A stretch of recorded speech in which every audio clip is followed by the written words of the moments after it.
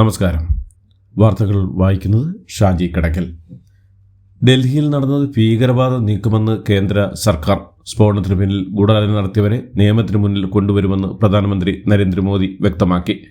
ചെങ്കോട്ട സ്ഫോടനത്തിൽ കേന്ദ്ര മന്ത്രിസഭ അനുശോചനം രേഖപ്പെടുത്തി. 2 മിനിറ്റ് നേരം മൗനം ആചരിച്ചു.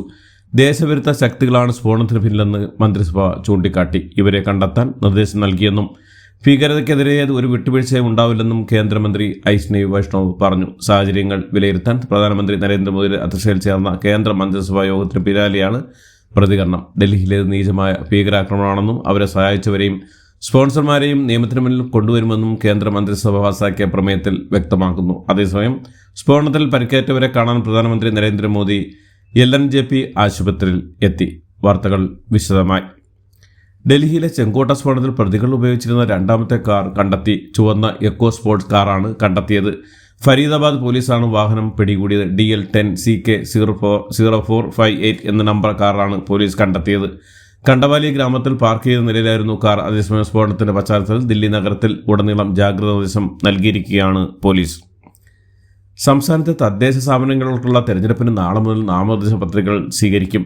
രാവിലെ 11-നും വൈകിട്ട് 3-നും ഇടയിലാണ് പത്രിക സമർപ്പിക്കേണ്ടത്. പത്രിക സമർപ്പിക്കാനുള്ള അവസാന തീയതി നവംബർ 21 നാമനിർദ്ദേശ പത്രികകളുടെ സൂക്ഷ്മ പരിശോധന നവംബർ 22 നടക്കും. പത്രിക പിൻവലിക്കാനുള്ള അവസാന തീയതി നവംബർ 24. സംസ്ഥാനത്ത് തദ്ദേശ സ്ഥാപനങ്ങൾക്കുള്ള പൊതുതെരഞ്ഞെടുപ്പുമായി ബന്ധപ്പെട്ട് നടത്തുന്ന പ്രചരണ പ്രവർത്തനങ്ങൾ നിയമപരമാണോ എന്ന് പരിശോധിക്കാൻ ആന്റി ഡിഫേറ്റ്സ്മെന്റ് സ്ക്വാഡ് രൂപീകരിക്കും. ഇത് സംബന്ധിച്ച ജില്ലകളിൽ തെരഞ്ഞെടുപ്പ് ചുമതലയുള്ള ഉദ്യോഗസ്ഥന്മാർക്ക് സംസ്ഥാന തെരഞ്ഞെടുപ്പ് കമ്മീഷൻ നിർദ്ദേശം നൽകി.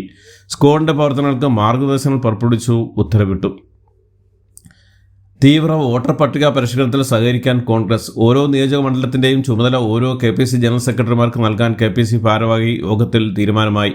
പാർട്ടിയുടെ ബൂത്ത് ലെവൽ ഏജന്റുമാരെ വോട്ട് ചേർക്കാനും പാർട്ടി അനുകൂല വോട്ട് ഉറപ്പിക്കാനും സജീവമായി ഇറക്കാനുമാണ് തീരുമാനം. ഏജന്റുമാർ എല്ലായിടത്തും 10 ദിവസത്തിനകം ആളെ നിയോഗിക്കാനാണ് തീരുമാനം. ഏജന്റുമാർ എല്ലായിടത്ത് 10 ദിവസത്തിനകം ആളുകളെ നിയോഗിക്കാനാണ് തീരുമാനം. PM ശ്രീ പദ്ധതിയിൽ തുടർ നടപടികൾ നിർത്തിവെക്കണമെന്ന് ആവശ്യപ്പെട്ട് കേരളം കേന്ദ്രത്തിന് കത്തയച്ചു. മന്ത്രിസഭാ യോഗത്തിലാണ് മുഖ്യമന്ത്രി കത്തിന്റെ കാര്യം അറിയിച്ചത്. ഇതുവരെയും കത്തയക്കാതെ പ്രതിഷേധിച്ച് മന്ത്രിമാരായ K രാജനും P പ്രസാദും മുഖ്യമന്ത്രി നേരിൽ കാണുകയും കത്ത് വൈകുന്നതിൽ പാർട്ടിയുടെ അതൃപ്തി അറിയിക്കുകയും ചെയ്തിരുന്നു. തുടർന്നാണ് കേന്ദ്രത്തിന് കത്തയച്ചത്. വീട്ടമ്മയായ യുവതിയുടെ മൊബൈൽ നമ്പർ കബളിപ്പിച്ച് കൈക്കലാക്കി AIC general secretary KC Venugopal MPക്കെതിരെ സൈബർ ആക്രമണം. യുവതി പരാതി നൽകിയോടെയാണ് മൈസൂർ പോലീസ് കേസെടുത്ത് അന്വേഷണം ആരംഭിച്ചു. Mysore city police commissioner Irikkur സ്വദേശിനി നൽകിയ പരാതിയിലാണ് കേസെടുത്തത്. മൈസൂരിൽ സ്ഥിരതാമസമാക്കിയ കണ്ണൂർ ഇരിക്കൂർ സ്വദേശിനിയുടെ മൊബൈൽ നമ്പർ ഉപയോഗിച്ച് വ്യാജ Facebook അക്കൗണ്ട് സൃഷ്ടിച്ചാണ് സൈബർ ആക്രമണം നടത്തിയത്. SFI മുൻ സംസ്ഥാന പ്രസിഡന്റ് K അനുശ്രീ കണ്ണൂർ ജില്ലാ പഞ്ചായത്തിലേക്ക് മത്സരിക്കും. ജില്ലാ പഞ്ചായത്തിലേക്കുള്ള തെരഞ്ഞെടുപ്പിൽ പാർട്ടിയുടെ സ്വാധീന മേഖലയായ പിണറായി ഡിവിഷനിൽ നിന്നാണ് അവർ ജില്ലാ പഞ്ചായത്തിലേക്ക് മത്സരിക്കുന്നത്. ഡെപ്യൂട്ടി കളക്ടർക്ക് പിഴയിട്ട് ഹൈക്കോടതി. നിലവിലെ കോട്ടയം ഡെപ്യൂട്ടി കളക്ടറായ S ശ്രീജിത്തിനെയാണ് ഹൈക്കോടതി സിംഗിൾ ബെഞ്ച് 10,000 രൂപ പിഴയിട്ടത്. പാലക്കാട് ഡെപ്യൂട്ടി കളക്ടർ ആയിരിക്കെ തന്റെ ഭൂമി നെൽവയൽ ഡേറ്റാ ബാങ്കിൽ നിന്ന് നീക്കണമെന്ന് ആവശ്യപ്പെട്ട് കണ്ണാടി സ്വദേശിയുടെ അപേക്ഷ തള്ളിയതുമായി ബന്ധപ്പെട്ട കേസിലാണ് വിധി. നെൽവയൽ ഡേറ്റാ ബാങ്കിൽ നിന്ന് ഈ ഭൂമിയെ ഒഴിവാക്കാൻ ഹൈക്കോടതിയുടെ മുൻ ഉത്തരവുണ്ടായിരിക്കെ ഉദ്യോഗസ്ഥൻ അത് പരിഗണിക്കാതിരുന്നതിനാണ് നടപടി. കൊച്ചി കോർപ്പറേഷൻ തെരഞ്ഞെടുപ്പിലെ സീറ്റ് വിഭജനത്തിൽ NDAയിൽ ഭിന്നത. NDA സ്ഥാനാർത്ഥി പ്രഖ്യാപന ചടങ്ങിൽ നിന്നും BDJS വിട്ടുനിന്നു. BDJS ആവശ്യപ്പെട്ട സീറ്റുകൾ നൽകിയില്ലെന്നാണ് പരാതി. അതേസമയം ഹിജാബ് വിവാദം ഉണ്ടായ സ്കൂളിലെ PTA പ്രസിഡന്റ് ജോഷി കൈതവളപ്പിൽ NDA സ്ഥാനാർത്ഥിയാകും. പള്ളുരുത്തി കച്ചേരിപ്പടിയിലാണ് ജോഷി കൈതവളപ്പിൽ മത്സരിക്കുന്നത്. മൂന്നാറിൽ വീണ്ടും ഓൺലൈൻ ടാക്സി തടഞ്ഞതായി പരാതി. മൂന്നാറിലെ ടാക്സി ഡ്രൈവർമാരാണ് വിദേശ വിനോദസഞ്ചാരികളെ തടഞ്ഞത്. വിനോദസഞ്ചാരികൾ മൂന്നാറിൽ നിന്ന് കൊച്ചിയിലേക്ക് പോകാൻ തുടങ്ങുന്നതിനിടെയാണ് സംഭവം. ഇസ്രായേലിൽ നിന്നുള്ള വനിതകളെയാണ് ഡ്രൈവർമാർ തടയാൻ ശ്രമിച്ചത്. ഓൺലൈൻ ടാക്സി ഡ്രൈവർമാർ മൂന്നാർ പോലീസിനെ അവരെ അറിയിച്ചതിനെ തുടർന്ന് പോലീസ് ഇടപെടുകയായിരുന്നു. തദ്ദേശ തെരഞ്ഞെടുപ്പിലെ സ്ഥാനാർത്ഥി നിർണയത്തിൽ മതിയായ പ്രാതിനിധ്യം ലഭിച്ചില്ലെന്ന പരാതിയുമായി യൂത്ത് കോൺഗ്രസ് നേതാവ് അബിൻ വർക്കി. യൂത്ത് കോൺഗ്രസ് പ്രവർത്തകരെ പരിഗണിച്ചിട്ടുണ്ടെങ്കിലും മുൻ വർഷങ്ങളുണ്ടായിരുന്ന പ്രാതിനിധ്യം ഇത്തവണ ഉണ്ടായിരുന്നില്ലെന്ന് അബിൻ വർക്കി ആരോപിച്ചു. പ്രാതിനിധ്യം തോൽക്കുന്ന സീറ്റുകൾ മാത്രമാകുന്നതും ഇനി നേതൃത്വം പരിഗണിക്കുമെന്നും പ്രതീക്ഷിക്കുന്നുവെന്നും അബിൻ വർക്കി കൂട്ടിച്ചേർത്തു. തദ്ദേശ തെരഞ്ഞെടുപ്പിന് മുമ്പ് UDF മുന്നണി വിലയിരിക്കുമെന്ന് പ്രതിപക്ഷ നേതാവ് VD സതീശൻ. ഈ തെരഞ്ഞെടുപ്പ് കാലത്ത് തന്റെ UDFന്റെ അടിത്തറ വിപുലമാക്കുമെന്നും UDFിലേക്ക് പുതിയ കക്ഷികൾ വരുമെന്നും സതീശൻ പറഞ്ഞു. ആലപ്പുഴ ബുധന്നൂർ സർവീസ് സഹകരണ ബാങ്കിൽ സ്വർണ്ണപ്പണയം തിരിമറി നടത്തിയ കേസിൽ ഒരാൾ അറസ്റ്റിൽ. ബാങ്കിലെ മുൻ സെക്രട്ടറി ഇൻചാർജ് അനീഷിനെയാണ് പോലീസ് അറസ്റ്റ് ചെയ്തത്. ബുധനാഴ്ച ബൂതന്നൂർ സ്വദേശിയായ രാഹുൽ 2022 ബൂതന്നൂരിലെ സർവീസ് സഹകരണ ബാങ്കിൽ 5.25 പവൻ സ്വർണ്ണാഭരണങ്ങൾ പണയം വെച്ചിരുന്നു. തിരിമറിയിൽ കൂടുതൽ ആളുകൾക്ക് പങ്കുണ്ടോ എന്ന് അന്വേഷിക്കുകയാണ് പോലീസ്. CBSE സംസ്ഥാന കലോത്സവത്തിന് മരങ്ങാട്ടുപള്ളി ലേബർ ഇന്ത്യ പബ്ലിക് സ്കൂളിൽ തുടക്കമായി. ജോസ് കെ മാണി MP ആണ് കലോത്സവം ഉദ്ഘാടനം ചെയ്തത്. സ്റ്റേറ്റ് CBSE കലോത്സവങ്ങൾ ഒന്നിച്ചു നടത്തിയതിനെ പറ്റിയുള്ള സർക്കാരും മാനേജ്മെന്റുകളും ചിന്തിക്കണമെന്നും അദ്ദേഹം ആവശ്യപ്പെട്ടു. കൈക്കൂലി വാങ്ങുന്നതിനിടെ KSEB അസിസ്റ്റന്റ് എഞ്ചിനീയർ കൊച്ചിയിൽ വിജിലൻസിന്റെ പിടിയിലായി. തേവര KSEB ഓഫീസിലെ അസിസ്റ്റന്റ് എഞ്ചിനീയർ പ്രദീപനാണ് അറസ്റ്റിലായത്.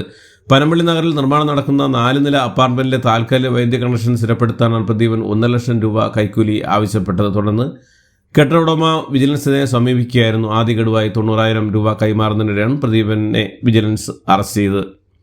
ബാംഗ്ലൂർ ഗോവ സ്റ്റഡി ടൂർ റദ്ദായതിനെ തുടർന്ന് വിദ്യാർത്ഥികളിൽ നിന്ന് കൈപ്പറ്റിയ അഡ്വാൻസ് തുക തിരികെ നൽകാതിരുന്ന ടൂർ ഓപ്പറേറ്റർക്ക് തിരിച്ചടിയായി ഉപഭോക്തൃ തർക്ക പരിഹാര കമ്മീഷൻ ഉത്തരവ്. 1.25 ലക്ഷം രൂപ ടൂർ ഓപ്പറേറ്റർ നൽകണമെന്നാണ് ഉത്തരവ്. തേവര സേക്രഡ് ഹാർട്ട് കോളേജ് വിദ്യാർത്ഥിയായ ഹെലോയിസ് മാനുവൽ കല്ലൂരിൽ പ്രവർത്തിക്കുന്ന BM ടൂർസ് ട്രാവൽസ് എന്ന സ്ഥാപനത്തിന് നൽകിയ പരാതിയിലാണ് ഉത്തരവ്. ബീഹാറിൽ തെരഞ്ഞെടുപ്പിന്റെ വോട്ടെണ്ണൽ നാളെ രാവിലെ 8 മണിക്ക് വോട്ടെണ്ണൽ തുടങ്ങും. 10 മണിയോടെ ട്രെൻഡ് വ്യക്തമാകും. പുറത്തുവന്ന എക്സിറ്റ് പോൾ ഫലങ്ങളെല്ലാം വ്യക്തമാകുന്നത് സംസ്ഥാനത്ത് മഹാപുരുഷത്വത്തോടെ NDA ഭരണം തുടരുമെന്നാണ്. RJD ഏറ്റവും വലിയ ഒറ്റകക്ഷിയാകുമെന്ന് പ്രവചിക്കുന്ന സർവേ ഫലങ്ങളും പുറത്തു വന്നിട്ടുണ്ടെങ്കിലും മഹാസഖ്യത്തിന് ഭരണം കിട്ടുമെന്നും ആരും പ്രവചിച്ചിട്ടില്ല. ബീഹാർ തെരഞ്ഞെടുപ്പിൽ NDAക്ക് മുൻതൂക്കം പ്രവചിച്ച് Axis My India exit poll ഫലവും വിവിധ ഭാഗങ്ങളിലായി നടത്തിയ സർവേയുടെ വിവരങ്ങൾ പുറത്തുവിടുമ്പോൾ 43% വോട്ടർ പിന്തുണ NDAക്കാണ്. തൊട്ടുപിന്നിൽ 41% പിന്തുണയാണ് മഹാസഖ്യം പ്രവചിക്കുന്നത്. പ്രശാന്ത് കിഷോറിന്റെ ജൻ സൂരജ് പാർട്ടിക്ക് 4% പേരുടെ പിന്തുണയുമുണ്ട്. അതേസമയം തേജസ്വി യാദവ് എല്ലാ എക്സിറ്റ് പോൾ ഫലങ്ങളെയും തള്ളിയിരുന്നു. എയർ ഇന്ത്യ എക്സ്പ്രസ് വിമാനത്തിന് ബോംബ് ഭീഷണി ലഭിച്ചതിനെ തുടർന്ന് യാത്രക്കാരെ പുറത്തിറക്കി വിശദമായ പരിശോധന നടത്തി. മുംബൈയിൽ നിന്ന് വാരണാസിയിലേക്ക് പുറപ്പെട്ട വിമാനത്തിനാണ് ഭീഷണി സന്ദേശം ലഭിച്ചത്. ലാൻഡ് ചെയ്ത ഉടനെ നടത്തിയ പരിശോധനയിൽ ബോംബ് ഭീഷണി വ്യാജമായിരുന്നു എന്ന് വ്യക്തമായി. ഭീഷണി സന്ദേശം ലഭിച്ചതോടെ ലാൽ ബഹദൂർ ശാസ്ത്രി അന്താരാഷ്ട്ര വിമാനത്താവളം അതീവ ജാഗ്രതയിലാണ്. ഒരിക്കൽ അമേരിക്ക ഭീകരനായി പ്രഖ്യാപിക്കും തലയ്ക്ക് $10 മില്യൺ പാരിതോഷികം നിശ്ചയിക്കുകയും ചെയ്ത സിറിയൻ പ്രസിഡന്റ് മുൻ അൽ-ഖ്വയ്ദ കമാൻഡറുമായിരുന്ന അഹമ്മദ് അൽ ഷറയെ US president Donald Trump white ഹൗസിൽ സ്വീകരിച്ചു. ചരിത്രത്തിലെ പ്രധാനപ്പെട്ടതും അപ്രതീക്ഷിതമായ നയതന്ത്ര നീക്കമാണ് സംഭവമെന്ന് വിലയിരുത്തപ്പെടുന്നത്. 1946 സിറിയ സ്വാതന്ത്ര്യം നേടിയ ശേഷം ഒരു സിറിയൻ നേതാവ് വൈറ്റ് ഹൗസ് സന്ദർശിക്കുന്നത് ഇത് ആദ്യമായാണ്. ലോകത്തെ ഏറ്റവും വലിയ നഗരങ്ങളിലൊന്നായ ന്യൂയോർക്കിന്റെ മേയറായി തിരഞ്ഞെടുക്കപ്പെട്ട ഡെമോക്രാറ്റിക് സോഷ്യലിസ്റ്റ് ഇന്ത്യൻ വംശജൻ സൊഹ്റാൻ മംദാനിയുടെ വിജയത്തിൽ പ്രതികരിച്ച് അതിസമ്പന്നനായ ബാരി സ്റ്റെയിൻലിച്ച് CNBCക്ക് നൽകിയ അഭിമുഖത്തിൽ മംദാനിയുടെ നയങ്ങൾ ന്യൂയോർക്ക് നഗരം മുമ്പേ പോലെ ആകാൻ കാരണമാകുമെന്നും അദ്ദേഹം വിമർശിച്ചു. നഗരത്തിൽ നിന്ന് വൻകിട കൺസ്ട്രക്ഷൻ കമ്പനികളടക്കം ആട്ടിയോടിക്കുന്നതാണ് മംദാനിയുടെ നയമെന്നും അദ്ദേഹം വിമർശിച്ചു. ലൈംഗിക കുറ്റവാളി ജെഫ്രി എപ്സ്റ്റൈൻ കുറ്റകൃത്യങ്ങളെക്കുറിച്ച് അമേരിക്കൻ പ്രസിഡന്റ് ഡൊണാൾഡ് ട്രംപിന് അറിയാമായിരുന്നുവെന്ന് വ്യക്തമാക്കുന്ന രേഖകൾ പുറത്ത്. ജനപ്രതിനിധി വിഭാഗങ്ങളായ ഡെമോക്രാറ്റുകളാണ് ബന്ധപ്പെട്ട നിർണായക ഇമെയിലുകൾ പുറത്തുവിട്ടത്. എപ്സ്റ്റൈൻ്റെ ഇരകൾക്കൊപ്പം ഡൊണാൾഡ് ട്രംപ് മണിക്കൂറുകൾ ചെലവിട്ടുവെന്നും ഒരു ഇമെയിലിന്റെ കുറിപ്പിൽ വ്യക്തമാക്കുന്നു. എന്നാൽ ആരോപണങ്ങൾ നിഷേധിച്ച വൈറ്റ് ഹൗസ് പ്രസിഡന്റിനെ കരുതേക്കുള്ള ശ്രമങ്ങളാണ് നടക്കുന്നുവെന്നും പ്രതികരിച്ചു. സെപ്റ്റംബറിൽ ഭാഗഫലം പുറത്തു വന്നപ്പോൾ ഏവിയേഷൻ രംഗത്തെ മുൻനിരക്കാരായ സ്പൈസ് ജെറ്റും ഇൻഡിഗോയും വലിയ നഷ്ടത്തിലേക്ക് കൂപ്പുകുത്തുന്ന സൂചനയാണ് നൽകുന്നത്. മലയാള സിനിമയുടെ ചരിത്രത്തിൽ തന്നെ ഏറ്റവും വലിയ ഓവർസീസ് വിതരണ ഡീൽ സ്വന്തമാക്കി. ആന്റണി വർഗീസ് പെപ്പെ നായകനാകുന്ന ബ്രഹ്മാണ്ഡ ആക്ഷൻ ത്രില്ലറമായ കാട്ടാളൻ ഫാർസ് ഫിലിംസായാണ് സഹകരിച്ചാണ് മലയാള സിനിമ കണ്ട എക്കാലത്തെ വമ്പൻ വിദേശ റിലീസായി കാട്ടാളൻ ഒരുങ്ങുന്നത്. ഇതോടുകൂടി ഇന്നത്തെ വാർത്തകളിലൂടെ അവസാനിക്കുന്നു. എല്ലാവർക്കും നന്ദി, നമസ്കാരം.